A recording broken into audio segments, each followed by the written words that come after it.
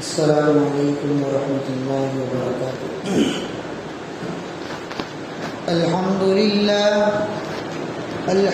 للہ نحمده ونستعینه ونستغفره ونؤمن به ونتوکل علیہ ونعوذ باللہ من شرور انفسنا ومن سیئات اعمالنا، من يهده الله فلا مضل له ومن يضلل فلا هادي له، ونشهد أن لا إله إلا الله وحده لا شريك له، ونشهد أن سيدنا وسندنا ومولانا محمدا عبده ورسوله، أما بعد فقد قال الله تبارك وتعالى في الكلام المجيد: أعوذ بالله من الشيطان الرجيم، بسم الله الرحمن الرحيم. كنتم خير أمة أخرجت للناس تأمرون بالمعروف وتنهون عن المنكر. وقال عليه الصلاة والسلام: قولوا لا إله إلا الله تفلحوا، أو كما قال عليه الصلاة والسلام. بزرگان محترم اور میرے دینی اور ایمانی بھائیوں، پہلی صف کو پور کر لیا جائے، ثواب کو حاصل کیا جائے۔ جمعہ کے مبارک دین کے اندر جب پہلی صفوں کو پور کیا جاتا ہے، اللہ رب العزت اتنے درجات کو بلند فرماتے ہیں۔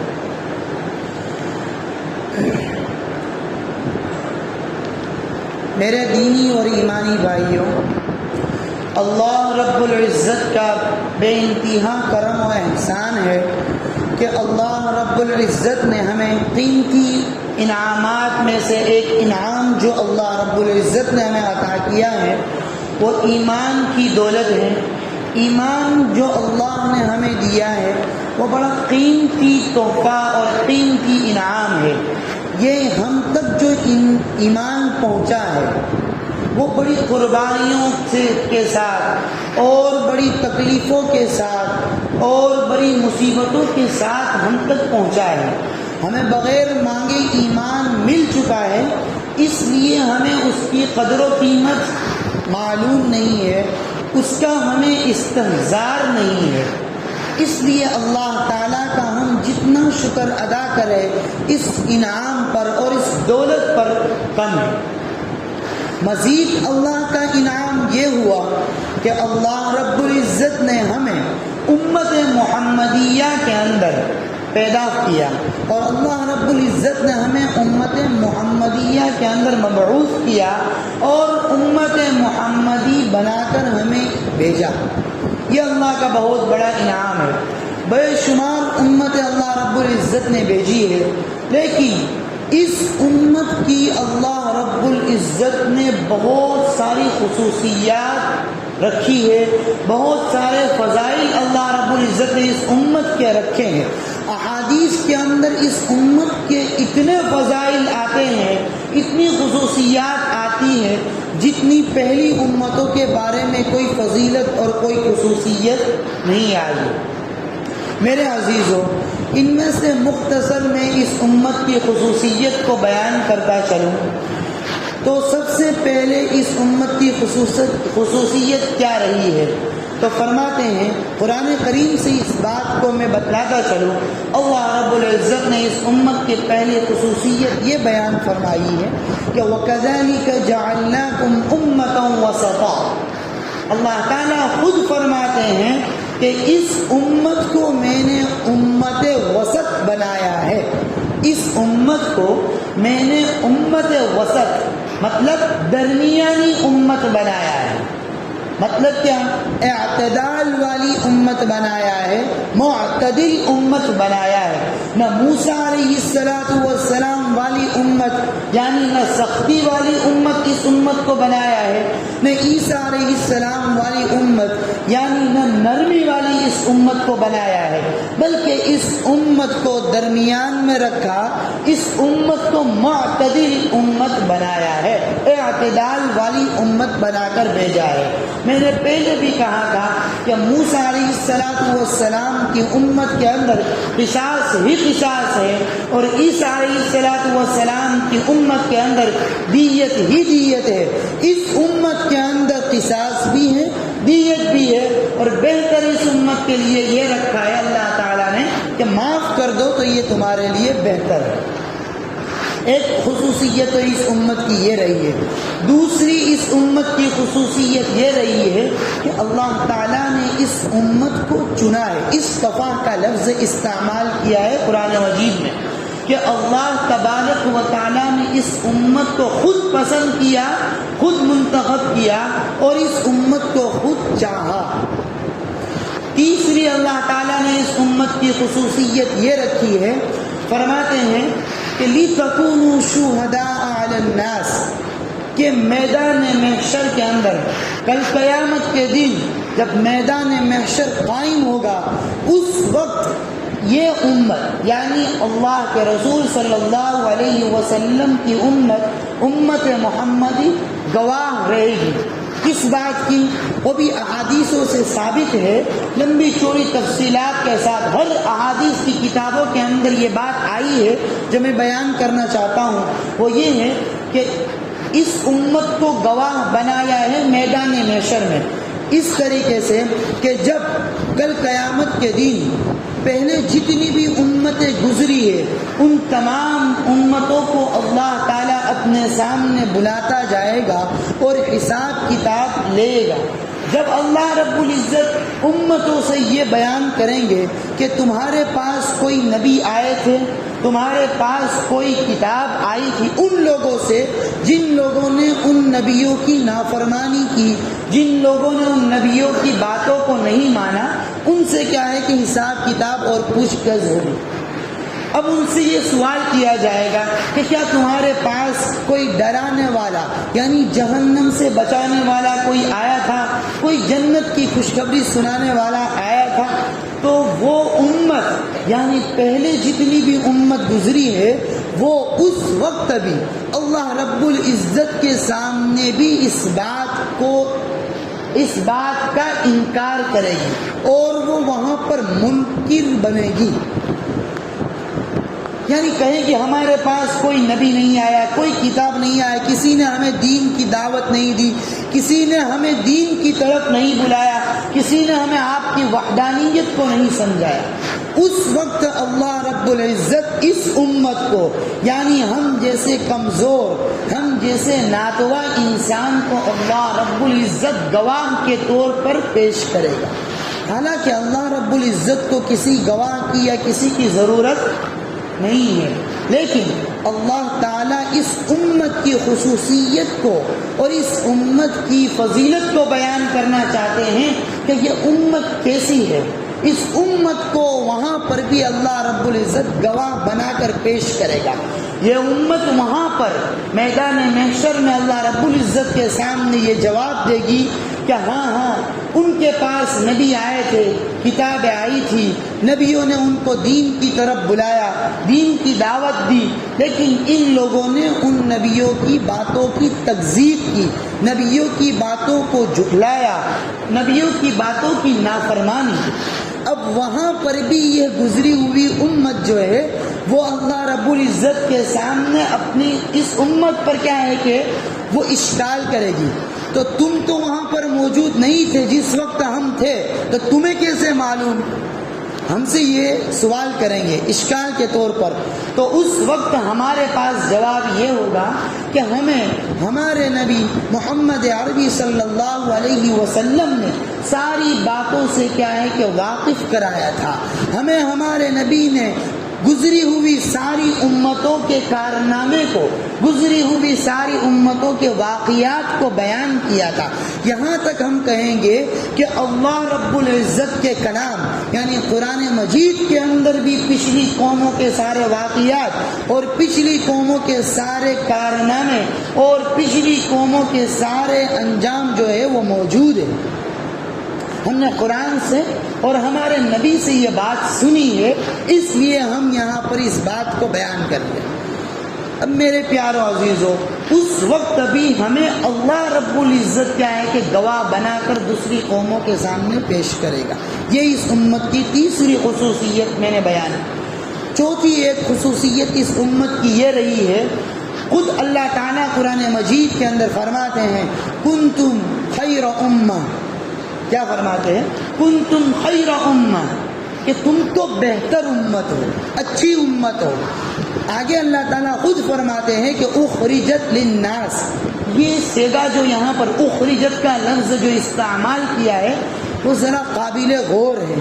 اللہ تعالیٰ نے یہ نہیں کہا کہ اخرجت للناس، کہ تم نکلی ہو لوگوں کے نفع پہنچانے کے لیے، بلکہ اللہ نے یہ کہا کہ تم نکالی گئی ہو، تمہیں نکالا گیا ہے، تمہیں بھیجا گیا ہے۔ کیوں بھیجا گیا ہے؟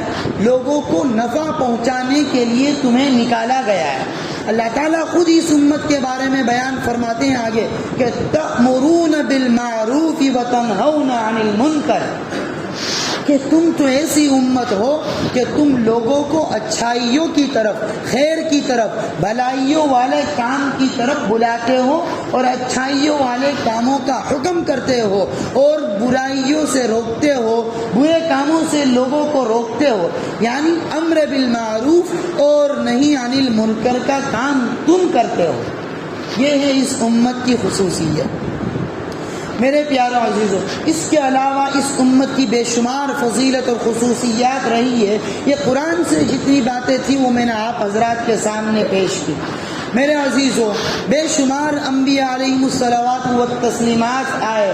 حضرت آدم علیہ السلام کے بعد بھی حضرت شیخ علیہ السلام آئے۔ ان لوگوں کے درمیان احکام شریعہ کوئی ایسے نہیں تھے، یعنی نماز اور دین کے متعلق، بلکہ ان کے اندر تو کھیتی وغیرہ کے کچھ احکامات تھے جو ان کو بتلائے جاتے تھے۔ لیکن حضرت نوح علیہ السلام کے دنیا کے آنے کے بعد نوح علیہ السلام نے سب سے پہلے دین کی دعوت کا کام کیا ہے، دین کی تبلیغ کی ہے اور دین کی اشاعت کی ہے۔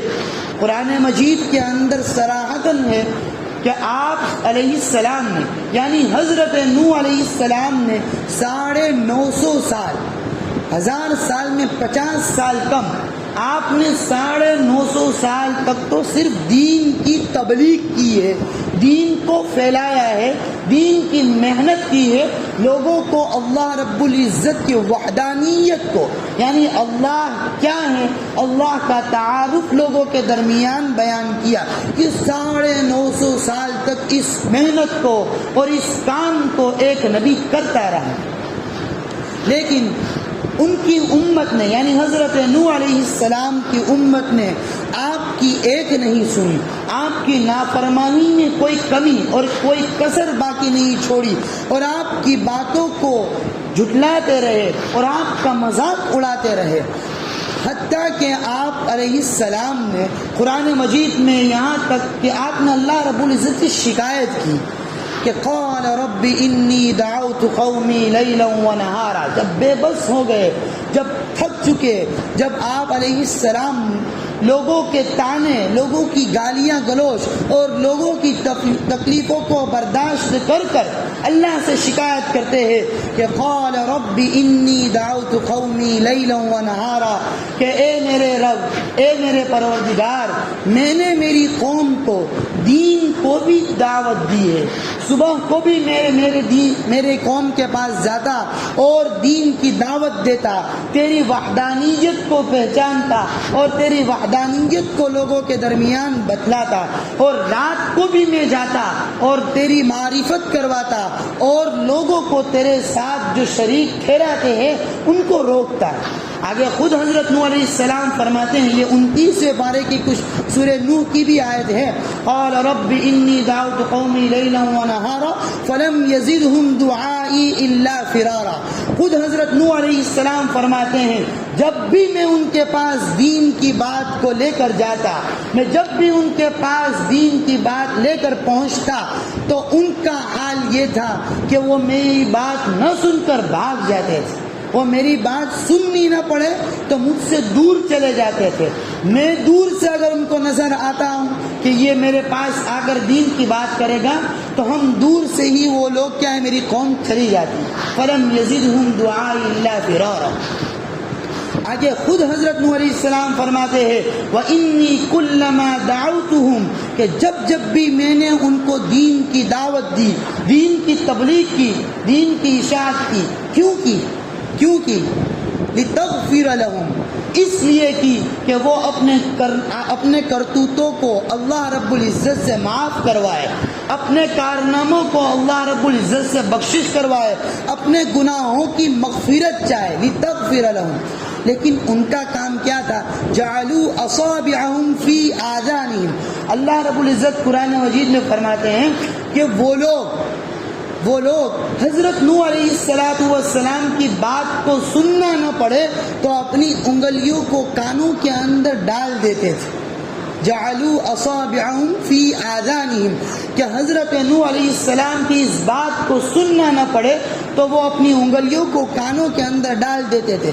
آگے کیا کرتے تھے واستغشوا ثیابہم کہ وہ اپنے کپڑوں کو اپنے چہروں پر لپیٹ لیتے تھے, چھپا لیتے تھے اپنے چہروں کو کہ حضرت نوح علیہ السلام کا چہرہ بھی ان کو دیکھنا گوارا نہیں تھا. یعنی وہ اتنے حد گرمی کے اندر اور اتنی ضد کے اندر اور اتنی نافرمانی کے اندر آ چکے تھے کہ کھلم کھلا اللہ رب العزت کے سامنے وہ بغاوت کر بیٹھے تھے. یہاں تک فرماتے ہیں واستغشوا ثيابهم واصروا واستكبروا استكبارا ثم اني دعوتهم جهارا ثم اني اعلنت لهم واسررت لهم اسرارا. حضرت نوح علیہ السلام فرماتے ہیں کہ میں نے ان کو کھلم کھلا اعلانیہ طور پر بھی ان کو دعوت دی, میں نے چھپ کر رات کو بھی ان کے گھر جا کر بھی دین کی طرف بلایا. اس لیے بلایا کہ وہ کیا ہے کہ اللہ سے اپنے گناہوں کی بخشش کروا سکے, لیکن وہ میری بات کی ذرہ برابر پرواہ نہیں کرتے, اوپر سے میرے اوپر مذاق اڑا رہے ہیں. یہ ساری باتیں حضرت نوح علیہ السلام نے اللہ رب العزت کو بیان کی. بالآخر اللہ رب العزت نے حضرت نوح علیہ السلام کو کشتی بنانے کا حکم دیا. حضرت نوح علیہ السلام نے جب کشتی بنانا شروع کیا وہاں پر بھی ان لوگوں نے آ کر مذاق اڑایا, وہاں پر بھی ان لوگوں نے آ کر حضرت نوح علیہ السلام کو طعنہ دیا کہ یہاں پر نہ سمندر ہے, نہ کہیں پانی ہے, نہ کہیں تالاب ہے, یہ کشتی چلائیں گے تو کہاں پر چلائیں گے, کیا ریگستان کے اندر اس کشتی کو چلائیں گے. اس طرح ان کی مذاق اور تکلیف پہنچاتے رہے. بالآخر ان سے رہا نہیں گیا تو انہوں نے ایسی ناپاک حرکت بھی کی ان کی قوم نے کہ اس کشتی کے اندر بھی جا کر ان لوگوں نے کیا ہے کہ پاخانہ کر دیا. بالآخر اللہ رب العزت نے انہی سے ہی کیا ہے کہ اس گندگی کو اور اس ناپاکی کو صاف کروایا. اللہ رب العزت نے پھر حضرت نوح علیہ السلام کو حکم دیا کہ تم اپنے ماننے والے کو یعنی جو لوگ ایمان لے آئے ان کو کشتی کے اندر سوار کر لو. حضرت نوح علیہ السلام نے ماننے والے سارے لوگوں کو کشتی کے اندر بلا لیا اور سوار کر لیا. پھر حضرت نوح علیہ السلام نے کشتی کو چلانے کے لیے اللہ سے دعا کی. اللہ رب العزت نے آسمان سے بھی پانی کو برسایا, زمین سے بھی پانی کو برسایا اور بسم اللہ مجریہا و مرساہا ان ربی لغفور الرحیم کہہ کر کشتی نے اپنا کام شروع کر دیا. یہاں تک قرآن مجید کے اندر آتا ہے کہ اللہ کے یہ پیغمبر علیہ السلام اس وقت بھی اپنے اس قوم کے ہر فرد کو کہتے تھے کہ اللہ کی بات مان لو, میری بات مان لو اور کشتی کے اندر سوار ہو جاؤ. یہاں تک کہ حضرت نوح علیہ السلام کا جو بیٹا تھا وہ بھی نافرمان تھا, اس سے بھی حضرت نوح علیہ السلام نے کہا وَنَادَى نُوحٌ ابْنَهُ وَكَانَ فِي مَعْزِلٍ يَا بُنَيَّ ارْكَبْ مَعَنَا وَلَا تَكُنْ مَعَ الْكَافِرِينَ کہ میرے بیٹے تو ہمارے ساتھ کشتی کے اندر سوار ہو جا اور ان کافروں کے ساتھ اور ان نافرمانوں کے ساتھ مت ہو. لیکن بیٹے کا جواب کچھ الگ ہی تھا. قَالَ سَآوِي إِلَى جَبَلٍ يَعْصِمُنِي مِنَ الْمَاءِ کہتا ہے کہ میں اس پانی سے بچ کر پہاڑ کی پناہ لے لوں گا اور پہاڑ پر کیا ہے کہ چڑھ جاؤں گا اور میں بچ جاؤں گا. لیکن اللہ تعالیٰ فرماتے ہیں لا عاصم اليوم من امر اللہ الا من رحم، اللہ تبارک و تعالی جس کو بچانا چاہے اسی کو بچا سکتا ہے، اس کے علاوہ کسی کی طاقت نہیں ہے کہ کوئی بچ سکے۔ آخر کار اس پہاڑ پر بھی پانی آ گیا اور پانی کے موجوں نے اس کو بھی غرق کر دیا، اور وہ بھی کیا ہے، جہنم رسید ہو گیا۔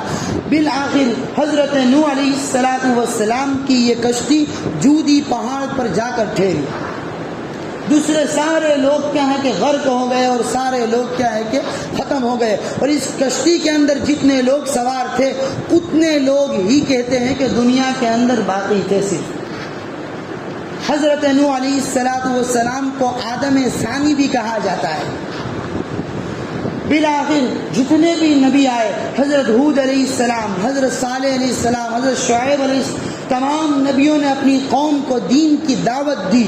اب ان کی قوم کا ماجرا یہ تھا کہ اللہ تبارک و تعالیٰ نے پہلے والی قوم کو بڑی طاقت دی تھی، بڑی قوت دی تھی کہ وہ لوگ کیا ہے اپنے ہاتھوں سے کیا ہے پہاڑ کو تراشتے تھے اور پہاڑوں کے اندر رہتے تھے، مکان بنا رہے۔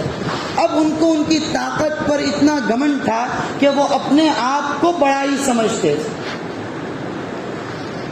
بالآخر اللہ رب العزت نے جن نافرمانوں جو نافرمان تھے ان تمام لوگوں کو اللہ تبارک و تعالیٰ نے عذاب دیا، اور تمام لوگوں کو اللہ تبارک و تعالیٰ نے جہنم رسید کر دیا۔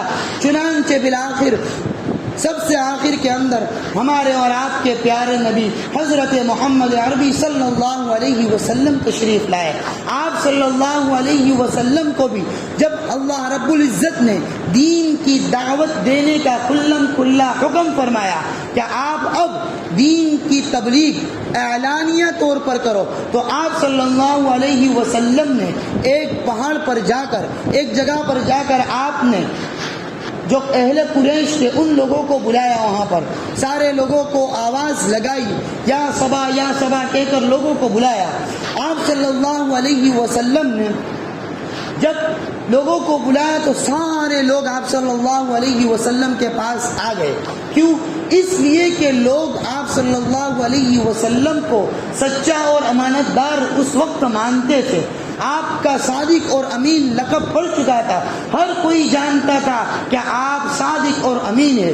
تو آپ صلی اللہ علیہ وسلم نے قوم سے یہ خطاب بیان کیا کہ اگر میں تمہیں یہ کہوں کہ اس گھاٹی اور اس پہاڑ کے پیچھے دشمن موجود ہے اور وہ دشمن ابھی تمہارے اوپر حملہ کرنے والے ہیں، تو کیا تم میری اس بات کو مانو گے؟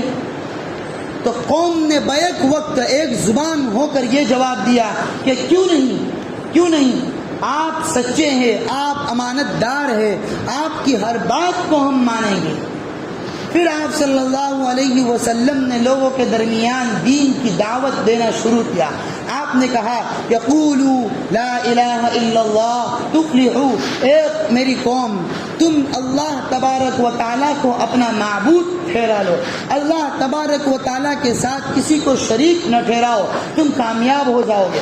جب یہ کلمہ اور یہ جملہ آپ صلی اللہ علیہ وسلم کی زبان سے نکلا تو جو لوگ یہ کہہ رہے تھے کہ آپ صادق اور امین ہے وہ غضبناک ہو گئے، وہ غصے میں آ گئے، اور آپ صلی اللہ علیہ وسلم کی اس بات سے روگردانی کرنے لگے، یہاں تک کہ آپ کے حقیقی چچا ابو لہب نے تباً لک لہذا جمعتنا کا نعوذ باللہ لفظ استعمال کر دیا کہ آپ غارت ہو، نعوذ باللہ، اسی وجہ سے ہمیں یہاں پر جمع کیا تھا، کیا اسی وجہ سے تو نے ہمیں یہاں جمع کیا کہ ہم ہمارے آبا و اجداد، ہمارے باپ دادا کے دین کو چھوڑ کر ایک معبود کی پرستش کریں، ہم ہمارے باپ داداؤں کے دیو داتاؤں کو چھوڑ کر ایک خدا کی پرستش کریں اور ایک معبود کی پوجا کریں؟ وہاں سے وہ لوگ تتر بتر ہو گئے اور الگ ہو گئے، اور آپ صلی اللہ علیہ وسلم سے ان لوگوں نے دشمنی موڑ۔ چنانچہ پھر آپ صلی اللہ علیہ وسلم نے دھیرے دھیرے لوگوں کے درمیان یہ دین کی اشاعت اور دین کی تعلیم دینا شروع ہی رکھی۔ سب سے پہلے آپ صلی اللہ علیہ وسلم کو حکم ہوا کہ وَأَنذِرْ عَشِيرَتَكَ الْأَقْرَبِينَ، کہ سب سے پہلے آپ یہ دین کی تبلیغ جو کر رہے ہیں وہ اپنے گھر والوں سے کریں، اپنے گھر سے کریں۔ آپ صلی اللہ علیہ وسلم نے ہر جگہ پر دین کی دعوت دی. طائف میں بھی گئے لیکن طائف میں بھی دین کی دعوت پر کیا نتیجہ ملا؟ ہر کوئی جانتا ہے جب آپ صلی اللہ علیہ وسلم وہاں پر دین کی یہ تبلیغ لے کر گئے، وہاں پر یہ دین کی دعوت لے کر گئے، تو طائف والوں نے چھوٹے چھوٹے بچوں کو آپ صلی اللہ علیہ وسلم کے پیچھے لگا دیا. جس طرح ایک کتے کو بھگانے کے اور ایک کتے کو مارنے کے لیے بچوں کو پیچھے لگایا جاتا ہے، اس طرح اللہ کے رسول صلی اللہ علیہ وسلم کے پیچھے ان بچوں کو پتھر مارنے کے لیے لگا دیا. کتابوں کے اندر آتا ہے کہ آپ صلی اللہ علیہ وسلم کا پورا جسم مبارک خون سے آلود تھا. یہاں تک آتا ہے کہ آپ کی جوتیاں مبارک بھی خون سے تر ہو چکی تھی، اور آپ ایک درخت کے سہارے پر جا کر لیٹ گئے اور وہاں پر آپ صلی اللہ علیہ وسلم بے ہوش ہو گئے. پھر فرشتے آئے اور فرشتوں نے آپ صلی اللہ علیہ وسلم سے کہا کہ اگر آپ حکم فرماؤ تو ان دونوں پہاڑوں کے درمیان اس کو ملیا میٹ کر دوں، ان کو ختم فرما دوں. لیکن اللہ کے رسول صلی اللہ علیہ وسلم اس دنیا کے اندر رحمت للعالمین بن کر آئے تھے، رحمت بن کر آئے تھے. تو اس وقت آپ کا جواب کیا تھا؟ آپ صلی اللہ علیہ وسلم نے یہ جواب دیا کہ یہ اگر ایمان نہ لائے، یہ اگر میری بات کو نہیں مانتے، تو ان کے آنے والی نسل میں سے کوئی نہ کوئی آئے گا جو دین کی دعوت کو لے کر اور ایمان کو لے کر چلے. آپ صلی اللہ علیہ وسلم نے اس دین کی تبلیغ اور اس دین کی اشاعت کے لیے طرح طرح کی تکلیفوں کو برداشت کیا. خندق کے اندر تمام صحابہ نے اپنے پیٹوں کے اوپر ایک پتھر باندھا. پیارے آقا صلی اللہ علیہ وسلم نے بھوک کی وجہ سے 2 پتھر باندھے تھے. اسی طرح آپ صلی اللہ علیہ وسلم کو اس دین کے خاطر 2 دندان مبارک شہید کرنے پڑے. آپ کے چہرے انور کو زخمی کرنا پڑا. یہاں تک آتا ہے کہ آپ صلی اللہ علیہ وسلم سجدے کی حالت کے اندر ہے، آپ نماز ادا کر رہے ہیں، دشمنان اسلام آپ کے پاس آ کر اونٹ کی اوج ناپاک گندگی لا کر آپ کی پیٹھ پر رکھ دیتے ہیں. ذرا سوچے آپ پر کتنی تکلیف ہوتی ہوگی. کیوں؟ کس وجہ سے تکلیف آپ صلی اللہ علیہ وسلم نے اٹھائی؟ اس دین کے خاطر کہ اس امت کو کس طرح جنت کا راستہ میں بتلا دوں، یہ امت کس طرح جنت کو حاصل